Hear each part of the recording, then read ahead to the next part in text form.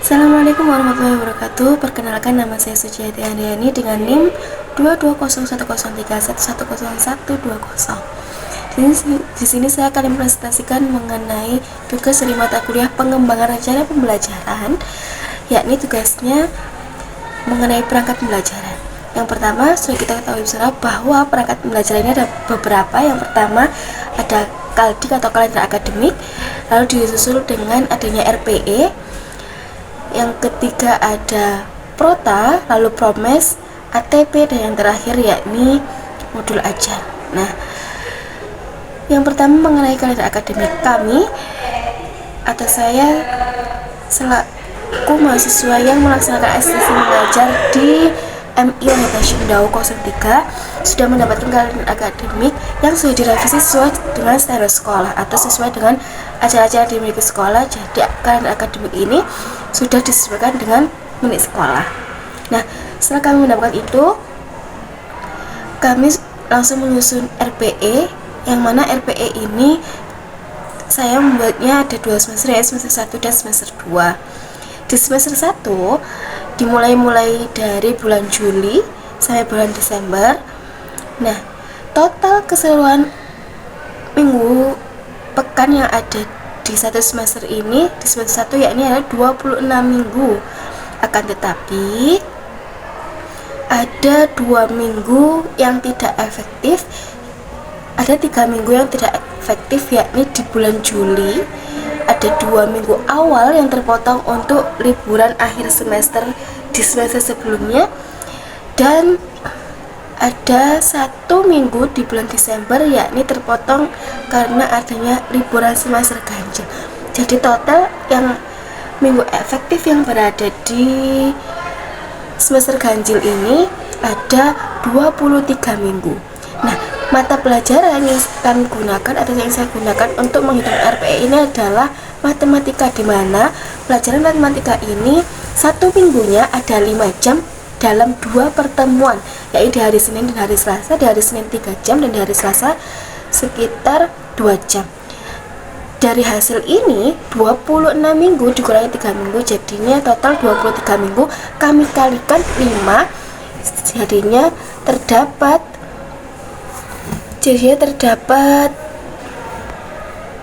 sekitar 115 jam mata pelajaran, 115 jam dalam 1 semester pertemuan pelajaran matematika. Dan selanjutnya yakni hitungan RPE di semester genapnya. Di semester genap ini, semester 2 ini dimulai dari bulan Januari hingga bulan Juni, yang mana total pekan dalam dalam semester genap ini ada 26 minggu sama seperti semester sebelumnya. Akan tetapi pekan yang tidak efektif yakni berjumlah 5 pekan, di mana 5 pekan ini terdiri dari beberapa kegiatan. Ada libur hari besar, ada libur awal puasa, libur hari raya, libur hari besar, dan libur umum, dan ada libur semester genap. Nah, dari 26 minggu tadi dikurangi 5 minggu berjumlah 21 minggu. Tetap dengan mata pelajaran matematika yakni berjumlah 5 jam, sama di antara semester 1 dan semester 2 ini sama-sama matematika memiliki 5 jam dalam 1 minggu, yakni berjumlah hasil akhirnya 21 kali 5 jam per minggunya berjumlah 105 jam dalam 1 semester genap pelajaran matematika. Sehingga kami simpulkan bahwa pekan efektif jam pelajaran dari matematika di semester 1 terdapat 115 jam dan di semester 2 terdapat 105 jam, dan ketentuan minggu efektif di semester 1 ada 23 minggu dan di semester 2 ada 21 minggu. Baik, selanjutnya ini pembahasan mengenai prota atau program tahunan. Nah, di sini yang saya bahas yakni dalam mata pelajaran matematika di kelas 4. Di semester 1-nya pembelajaran matematika ini diajarkan langsung oleh guru dari pihak sekolah tersebut, dan semester 2-nya di bab 2-nya mulai bab 2 dengan saya. Semester 1 ada 10 bab pembahasan dalam mata pelajaran matematika, tetap dengan 5 jam pertemuan setiap minggunya. Total dari jam efektif di satu semester 1 ada 115 jam dengan 23 minggu efektif. Dari 10 bab tadi kita bagi dengan 115 jam. Semua 10 bab ini di 9 babnya kita beri 10 JP setara dengan 2 minggu pertemuan dengan 4 kali tatap muka. Itu sudah sekaligus dengan evaluasi pembelajarannya. Dan di bab khusus di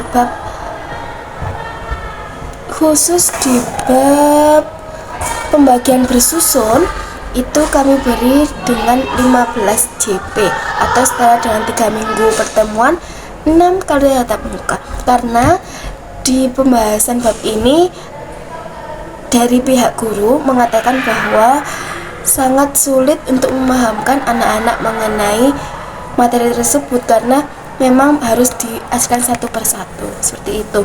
Lanjut, di semester 2 nya ada 9 bab dalam mata pelajaran matematika, di mana saya mengajar mulai bab 2 nya mengenai keliling bangun datar.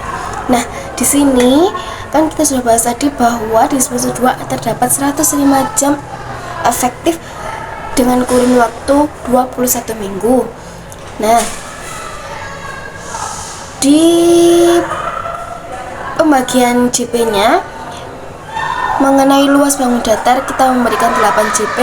Lalu untuk keliling bangun datar kita beri 10 JP dengan ketentuan waktu 2 minggu pertemuan 4 kali tatap muka. Dengan saya ini langsung saya mengajarkan kepada mereka. Lalu lanjut dengan luas bangun datarnya sekitar 13 JP. Jadi itu pertemuannya ada 5 kali tatap muka. Sama dengan pengenalan sudut itu kami beri 13 JP. Lalu mengenal bangun ruang itu juga kami beri sekitar 8 JP. 8 JP ini sama dengan 3 kali tatap muka karena di bangun ruang ini lebih mudah materinya, hanya sekedar mengenal dengan ciri-cirinya saja. Lalu hanya sekedar mengenal nama-nama bangun ruang disusul dengan ciri-ciri bangun ruang itu juga kami beri 8 JP karena tidak ada menghitung, hanya menghafal ciri-cirinya saja. Dan selanjutnya di bagian tabel penyajian data ini kami beri sekitar 13 JP karena tabel penyajian data ini adik-adik sedikit kesulitan mengenai bentuk dari macam-macam menyajikan data. Selanjutnya ada diagram. Diagram ini kan juga berbagai macam bentuknya. Kami beri 12 JP. 12 JP itu sama dengan 5 kali pertemuan. Dan di akhirnya ada ruang sampel. Ruang sampel ini sangat mudah bagi adik-adik. Dengan itu kami beri dengan 7 JP atau 7 JP ini sama dengan 3 kali pertemuan. Nah, ini adalah prota yang sudah kami susun. Dalam semester 2 ini saya hanya mengajar sampai di tabel penyajian data saja. Baik, setelah pembahasan prota, lanjut dengan pembahasan promes, program semester. Di semester sama saya juga menyusun dengan 2 semester. Di semester pertama ini dimulai dari bulan Juli sampai bulan Desember, dan sudah kita sesuaikan dengan alur pembelajaran dengan subbab yang sudah kita sesuaikan dengan prota yang sudah kami susun tadi. Nah, di sini ada baris yang berwarna. Di baris bulan Juli ini ada yang berwarna coklat, yakni menandakan bahwa libur semester, liburan adik-adik semester, dan ini ikut di semester sebelumnya. Lalu ada di bulan Oktober ini ada warna biru muda. Ini kita warnanya menandakan UTS. Lanjut di bulan Desember itu ada garis yang berwarna biru tua, itu menunjukkan UAS. Dan terakhir di sebelahnya biru tua ada garis coklat lagi, itu menandakan mengenai libur semester ganjil di semester tersebut. Dan selanjutnya di semester 2 ini untuk pertemuannya sudah kami sesuaikan dengan prota sehingga hitungannya pas. Akan tetapi di semester 2 ini kan dimulai dari bulan Januari hingga bulan Juli. Ada 5 warna garis. Yang pertama berwarna abu-abu, ini menandakan liburan awal puasa. dan warna biru muda yakni UTS disusul dengan warna blewah. Warna blewah ini menandakan libur hari raya, lalu biru tua ini menandakan menandakan UAS, dimana UAS ini kami dilaksanakan selama 2 minggu karena setengah di minggu sebelumnya dan setengah di minggu selanjutnya, seperti itu. Dimulai dari hari Kamis lanjut sampai hari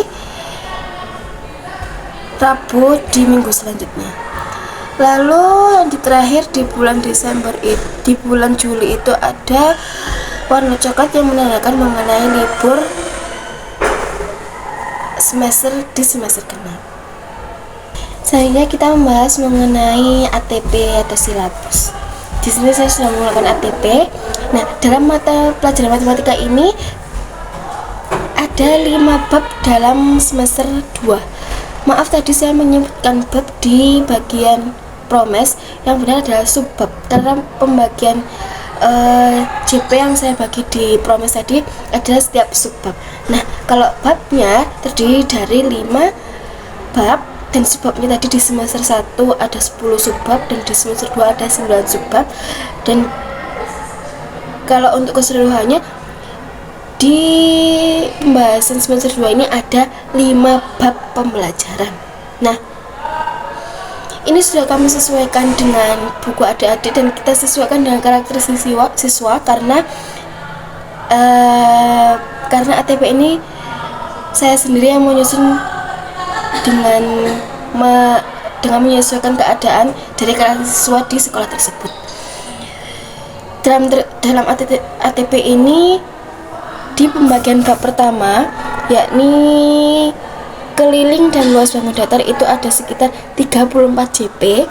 Lanjut di bab selanjutnya penguluran sudut itu ada 13 JP, masih sama dengan sebelumnya di promes tadi.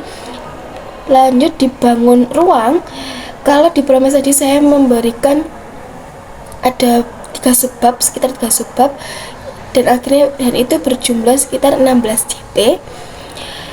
Selanjutnya ini ada analisis tabel penyajian data, itu saya beri dengan 21 JP. Dan terakhir yakni peluang, itu sekitar 7 JP saja, karena di peluang ini hanya ada 1 subbab yakni mengenai penghitungan peluang, dan ini sangat mudah dipahami oleh adik-adik. Di promes saya memberikan 7 JP dan sama di ATP ini saya memberikan 7 JP karena pembahasannya 1 bab itu sekali dalam 3 pertemuan sudah bisa dipahami betul oleh adik-adik. Nah, yang terakhir yakni mengenai modul ajar.